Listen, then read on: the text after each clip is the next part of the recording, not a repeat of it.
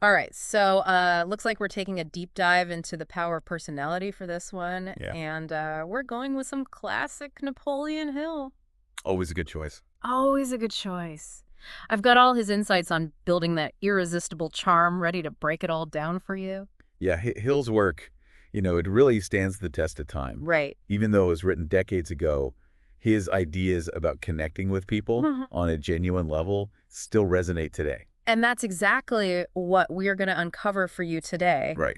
We'll extract those golden nuggets from Hill Yeah. on what makes a personality truly magnetic, Mm. and more importantly, how you can use those insights to enhance your own.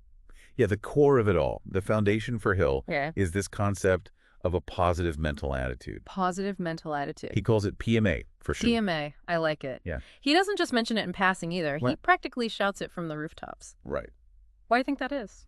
Because it really is that foundational. Uh-huh. Hill believed that PMA influences every single aspect of your personality. Oh, wow. Imagine it like building a house. Okay. If the foundation is weak, riddled with negativity and self-doubt, Yeah. the whole structure is going to be shaky. So you're saying that a solid foundation of optimism, that can-do spirit, is Yeah. what allows us to build something strong and impressive. Exactly. Okay. And Hill uses some pretty compelling examples to illustrate this. I like a good example. He talks about a lawyer who loses a seemingly unlosable case Oh. simply because he radiated negativity, Really? turning the jury against him. Wow. That's gotta sting. I guess even with all the facts on your side, Right. the wrong attitude can really sabotage things.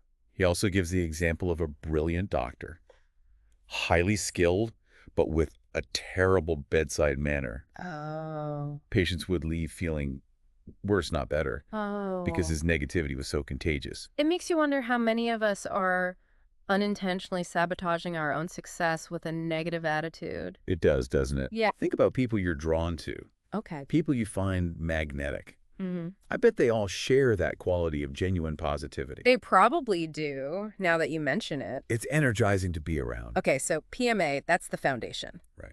But Hill doesn't stop there, does he? No, he lays out a whole blueprint. Really? He identifies 25 specific traits 25. that contribute to building a magnetic personality. 25. That feels a bit overwhelming. Yeah, it is a lot.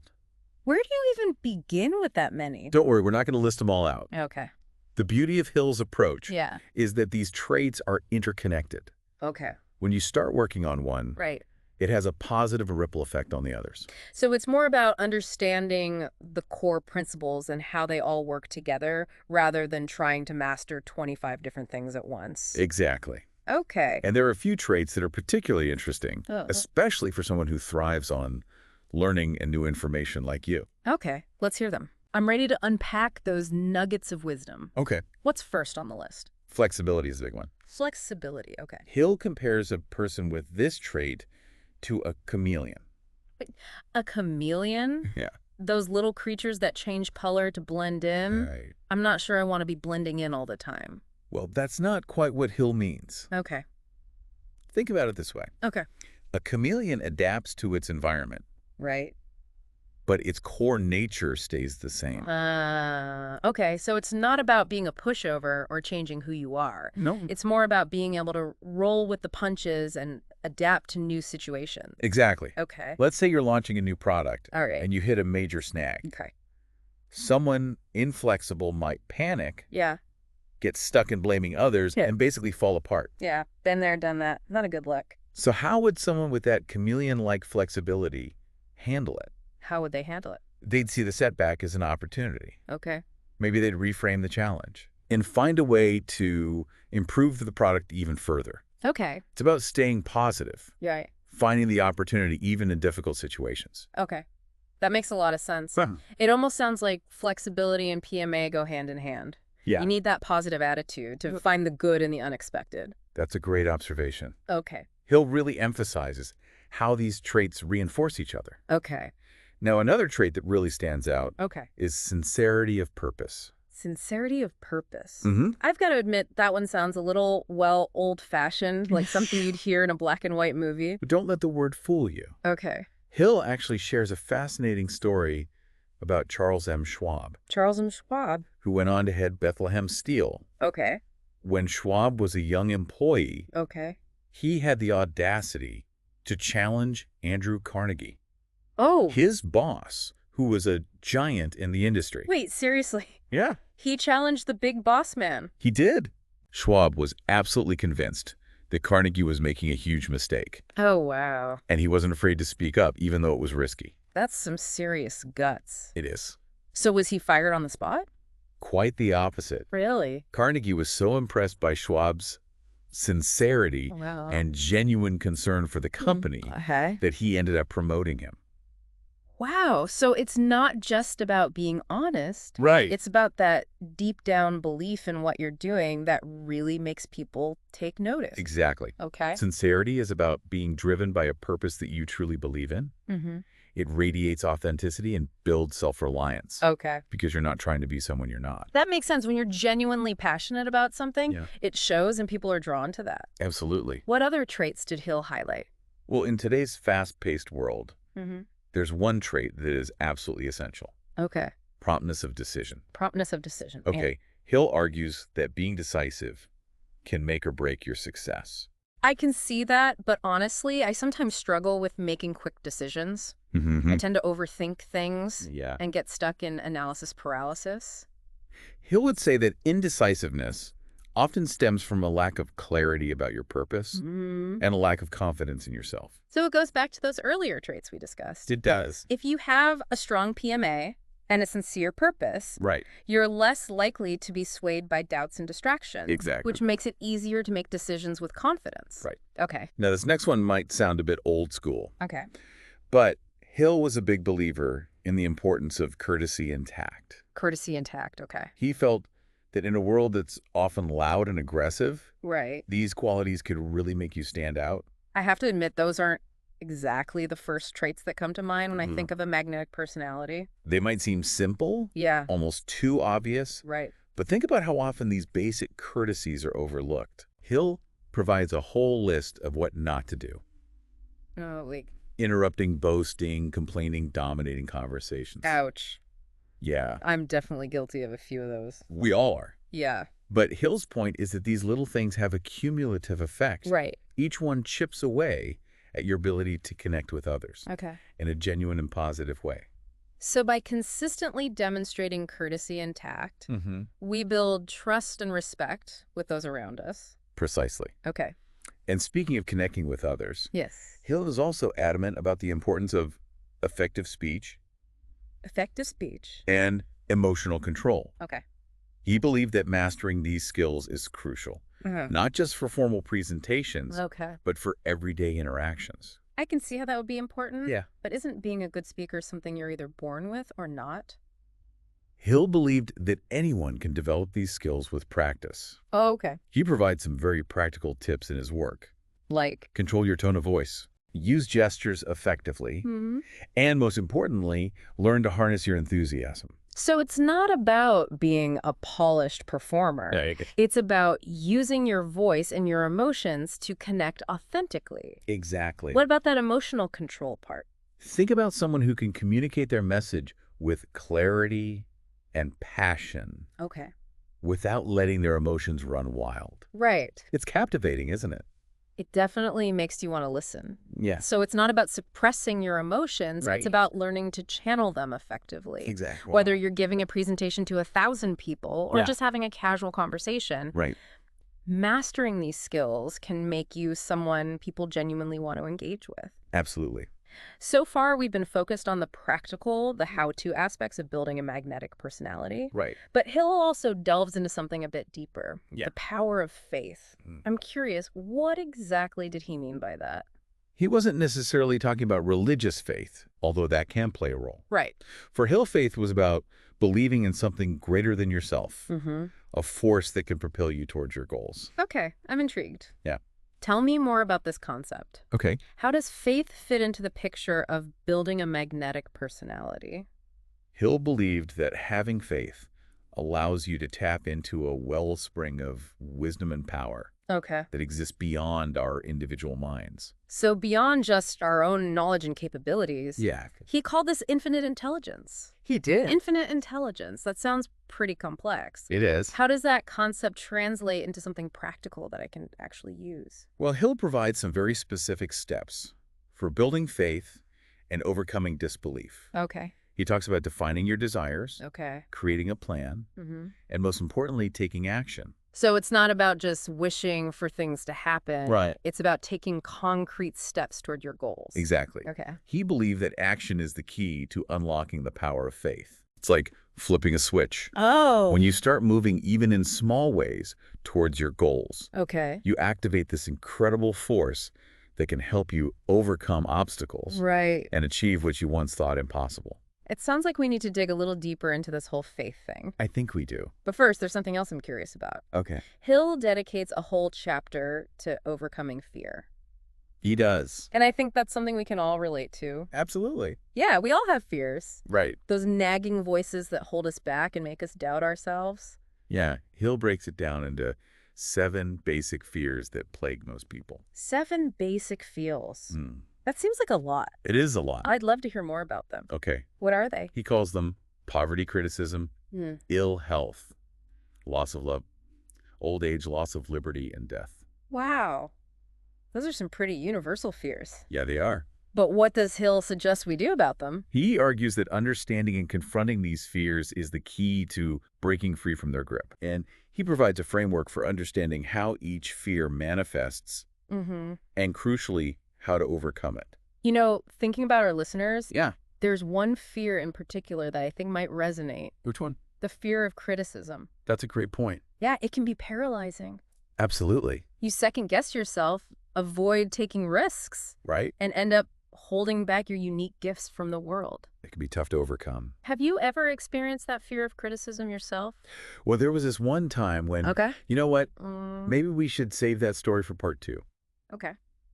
I'm ready to dive into Hill's strategies for overcoming fear and share some personal insights as well. Perfect. I can't wait to hear more. All right. So before we dig into overcoming the fear of criticism, I thought I'd share that story I was starting to tell. Oh, yes, please do. I'm all ears. Okay. What happened?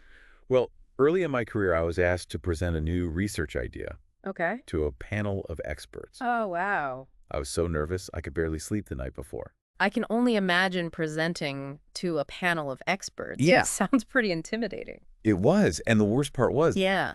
I knew my idea was solid, Right? but I was terrified of being judged and criticized. What did you do?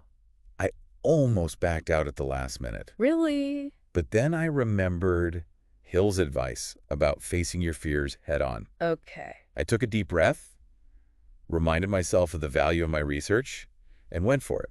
That's brave. How did it It go? wasn't perfect, of course. Yeah. My voice shook a bit, and I stumbled over a few words, but I got through it. Good for you. And you know what? The feedback I received, even the criticism, was incredibly valuable. So it helped you grow. Exactly. That experience taught me that the fear of criticism Mm-hmm. often stems from a deep-seated need for approval. Approval from others. Yeah, we want everyone to like us, Right. to agree with us. Yeah. But Hill argues that this desire can actually hold us back. He has a point. I mean, if we're constantly worried about what others think, we'll never take risks or put ourselves out there. And that's how we miss out on opportunities to learn and grow. Right. Hill talks about the importance of building self-confidence, Yeah. focusing on our strengths, Right. and developing a thicker skin. He actually has a great line about facing fear. Oh, yeah? He says that for every step you take away from fear, it takes 2 steps back from you.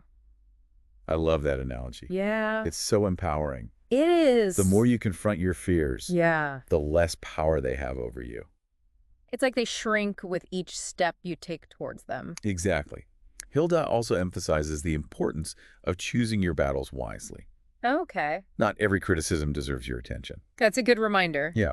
It's easy to get caught up in trying to please everyone, Right. but ultimately it's impossible. And probably not even helpful. Right. Hill's advice is to discern between constructive criticism Okay. and negativity. That's just meant to tear you down. That takes practice, for sure. Yeah, it does. Learning to filter out the noise and focus on the feedback that can actually help you grow. Absolutely. You know, Hill ends his discussion on fear Okay. with a really powerful statement. What is it? He says, close the door of fear behind you, and you will quickly see the door of faith open before you. I love that. Yeah. It's like closing one chapter and opening another filled with possibilities. Yeah. But how do we actually make that transition? Well, Hill provides a lot of practical advice for putting his principles into action. Okay. He emphasizes the importance of having a definite major purpose. Definite major purpose. Yeah. I've heard that term before. Right. It's more than just setting goals, right? It is. Your definite major purpose is like a guiding star, Okay. a driving force that gives your life direction and meaning. So it's about figuring out what truly lights you up, what you're passionate about. Exactly. And then making that passion the central focus of your life. Okay. Hill believed that aligning your actions with your values is key to living a fulfilling life. I'm starting to see how all these pieces fit together. Yeah. So once you've defined your purpose, Right. how do you keep that momentum going? Hill recommends using tools like affirmations and visualization. Okay. Affirmations and visualization. Yeah. Affirmations are those positive statements you repeat to yourself, right? Right. Things like, I am capable, I am worthy, I am achieving my goals. Yes. They might seem a bit cheesy at first. Yeah. But consistently feeding your mind positive messages can have a powerful impact. It's like rewiring those negative thought patterns. Right. And replacing them with beliefs that empower us. Exactly. And what about visualization? Visualization goes hand in hand with affirmations. Okay. It's about creating a mental picture of yourself already living your desired reality. Okay. Close your eyes and really see yourself achieving your goals. Feel those emotions that come with success. I can see how that would be motivating. Yeah. You're basically imprinting that vision onto your subconscious mind. Hill believed that by doing this consistently, you can turn your vision into a self-fulfilling prophecy. Okay, so we're using our thoughts and our imagination to shape our reality. Exactly. Now, another piece of advice he offers, which might seem obvious but is often overlooked, is to surround yourself with positive influences. That makes a lot of sense. Yes. We're all influenced by the people we spend time with. Absolutely. Yeah. Cultivate relationships with people who uplift you, inspire you, Right. and believe in your potential. So it's about creating a support system Right. that encourages growth and celebrates your successes. Exactly. And probably distancing yourself from those who bring negativity and doubt into your life. Sometimes you need to protect your energy and create space for those who truly support your journey. Okay. Now, Hillsel's final piece of advice is something we've already mentioned, but it's worth repeating. Okay. Take consistent action, no matter how small. Exactly. It's not about perfection. It's about progress. Showing up consistently, even when you don't feel like it, Right. will build momentum over time. And Hill also encourages us to view setbacks as opportunities for learning and growth. Yes, instead of seeing challenges as failures, Right. reframe them as stepping stones on your path to success. Okay. Hill believed that adverse circumstances can actually be testing devices, pushing us to develop resilience. It's like that saying, what doesn't kill you makes you stronger. Yeah. Facing challenges head on builds character and ultimately sets us up for greater success. So to recap, cultivating a magnetic personality isn't about tricks or shortcuts. Right. It's about a deep inner transformation that starts with a positive mental attitude, defining your purpose, Right. and taking consistent action. It's a lifelong journey that requires self-awareness, dedication, and a willingness to step outside our comfort zones. But the rewards are immeasurable. Okay. You become someone people are drawn to, someone who inspires and uplifts others. And you create a life filled with purpose, meaning, and authentic connections. Now, before we wrap up, Yes. I want to circle back to that concept of faith that we were discussing earlier. Yeah. I'm still a little fuzzy on how to practically apply that in my life. Well, remember, Hill talked about this idea of infinite intelligence. Yes. A source of wisdom and power that exists beyond our individual minds. Yes, I remember that. Okay. But I'm still trying to wrap my head around what that actually means and how to tap into it. It's definitely a concept that requires some deeper exploration. Right. Hill believed that we could access this power by cultivating faith, Okay. taking action, and trusting in a process larger than ourselves. He even offered some specific steps like defining your desires, Right. creating a plan, Yeah. and then importantly, taking action. He also stressed the importance of surrounding yourself with supportive people Right. who can uplift you and remind you of your strength, especially when doubts creep in. Because let's be real, we all need those cheerleaders in our corner. We Those do. people who believe in us even when we're struggling. Absolutely. And that's something we can all offer each other. Yeah, Encouragement, support, and a belief in the power of human potential. I love that. Yeah, We all have the capacity to be those positive influences in each other's lives. we do. Now, before we move on, Yeah. I'm curious about something Hill mentioned. Okay, what's that? The difference between faith and just wishing for things to happen. Hill was adamant that faith is not passive. Okay. It's about aligning our thoughts, beliefs, and actions with our desired outcomes. It's about putting in the work and trusting that our efforts will bear fruit. It's like planting a seed and nurturing it until it grows into a beautiful plant. Yeah, You can't just wish for a garden, you have to cultivate it. exactly. Mm. Hill believed that faith requires effort, action, Okay. and a willingness to trust in a process larger than ourselves. But what about those times when our faith is tested? When we face setbacks and challenges that make us question everything. Those challenges are inevitable. Yeah. But Hill argued that they aren't failures. They're Okay. opportunities for growth and learning. Okay. It's about developing resilience, maintaining a positive attitude, Right. and using those experiences to refine our approach. So it's not about avoiding setbacks altogether. No. It's about learning to navigate them in a way that makes us stronger. And that's where having a strong support system is crucial. Yeah. Surrounding yourself with people who can uplift you and remind you of your strength when you're feeling discouraged is key. Because let's be honest, we all need that extra boost sometimes. We do. That reminder that we're not alone on this journey. Now, there's one more powerful concept from Hill's work that I want to share with you Okay. before we wrap up this section. All right. He talked about the power of autosuggestion. Auto-suggestion. Yeah. What is that exactly? It's a technique that involves consistently feeding your mind Okay. with positive affirmations and beliefs. Okay. Hill argued that by repeatedly affirming our desired outcomes, Mm-hmm. we can reprogram our subconscious minds Okay. and create a self-fulfilling prophecy. So it's like using affirmations, but on a deeper level, Right. working with our subconscious minds. Exactly.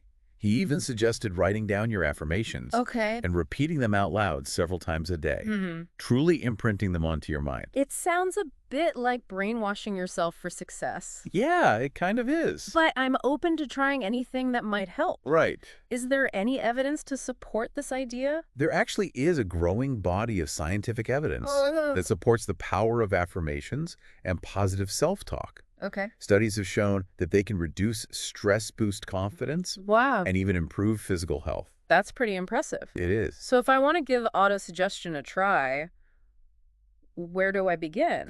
Start by identifying the beliefs and qualities you want to embody, Okay. and then create affirmations that reflect those desires. Okay. Repeat them consistently with feeling and conviction, and watch as your mind starts to align with your vision. It sounds like a powerful technique for tapping into our inner strength Yeah, and creating a life that truly reflects our highest potential.